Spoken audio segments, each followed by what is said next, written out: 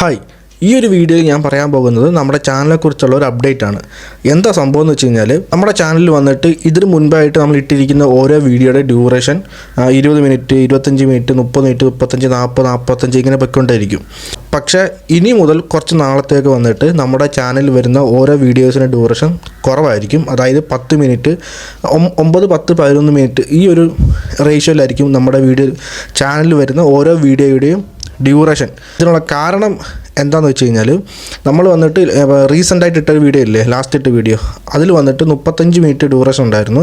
But അതിൽ കിട്ടിയിരിക്കുന്ന average percentage duration കിട്ടിയിരിക്കുന്നത് വെറും 25% മാത്രമേ ഉള്ളൂ. സോ അത് ടോട്ടൽ ചാനലിൽ വന്നിട്ട് അത് ബാധിക്കുന്നുണ്ട്. എൻ്റെ അറിവിൽ ആ വീഡിയോ പീക്ക് ലെവൽ വീഡിയോസാണ്. ബട്ട് എന്തുകൊണ്ടാണ് ആ ഒരു എന്താ പറയുക അത്ര സ്കിപ്പ് വരുന്ന എന്തിനാണെന്ന് എനിക്കൊരു പിടുത്തവും കിട്ടുന്നില്ല. അത് നമ്മുടെ ചാനലിനെ നന്നായിട്ട് ബാധിക്കുന്നുണ്ട്. നിങ്ങൾ എന്തിനാണ് ഈ സ്കിപ്പ് ചെയ്യുന്നത് എന്നുള്ള എനിക്ക് ഒരു പിടുത്തവും കിട്ടുന്നില്ല. പേടിച്ചിട്ടാണോ അതോ ഇനി വന്നിട്ട് ബോറടിച്ചിട്ടാണോ എന്നൊന്നും എനിക്കറിയത്തില്ല. എന്തുവാണെങ്കിലും ഞാൻ വന്നിട്ട് ഒരു 10 മിനിറ്റിലേക്ക് ഡ്യൂറേഷൻ കുറച്ചിട്ടുണ്ട്. മാക്സിമം സിനിമാറ്റിക് എഡിറ്റിംഗ് ലെവൽ ആ ടെക്സ്റ്റ് ഒരു മണ്ണാങ്കട്ടയില്ലാതെ വളരെ പ്യുവറായിട്ടുള്ള റാവായിട്ടുള്ള ഫുട്ടേജ് ആയിരിക്കും നിങ്ങൾക്ക് ഇങ്ങോട്ട് വരാൻ പോകുന്നത്.